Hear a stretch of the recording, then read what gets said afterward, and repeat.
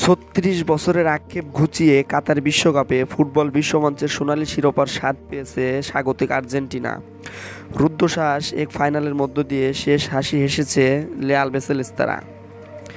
তবে মেসির এই সাফল্যের নেপথ্যে রয়েছে নানান আকস্মিক ব্যাপার। বিশ্বমঞ্চের শিরোপা ছাড়া কিংবদন্তি হওয়া যায় না। ফুটবল সমালোচক থেকে শুরু করে সমর্থকদের এমন মন্তব্য ক্যারিয়ারে একাধিকবার শুনেছেন আর্জেন্টাইন এই ক্ষুদে জাদুকর।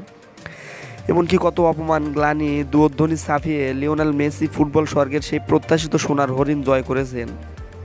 তা লাল বেসেলিস্তে সমর্থকদের অজানা নয়।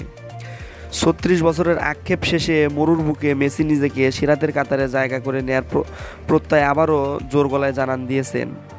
অভিলষিত সেই জায়গার নাম লিখিয়েছেন পেলে, ম্যারাডোনার পাশে।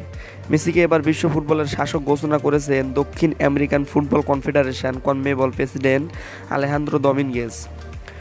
সোমবার ২৭শে মার্চ রাতে কনমেবলের সদর দপ্তরে কোপা লিবার্তাদোরেসের ড্র অনুষ্ঠিত হয়। এ আয়োজনে মেসিসহ বিশ্বকাপ জয়ী আর্জেন্টিনা দলকে সম্মাননা দেওয়া হয়। অনুষ্ঠানে আর্জেন্টাইন মহাতারকার হাতে ফুটবলের ব্যাটন তুলে দেন কনমেবল প্রেসিডেন্ট আলেহান্দ্রো দমিনগেজ। এ সময় দমিনগেজ বলেন, দক্ষিণ আমেরিকা ও বিশ্ব আমাকে আরও যোগ করেন, একজন পেশাদার ফুটবলার হিসেবে এই জীবনটাই আমি সবসময় ভালোবেসেছি। আমি সবসময় উন্নতি করার চেষ্টা করেছি। এটা জানতাম আমাকে অনেক দূর যেতে হবে।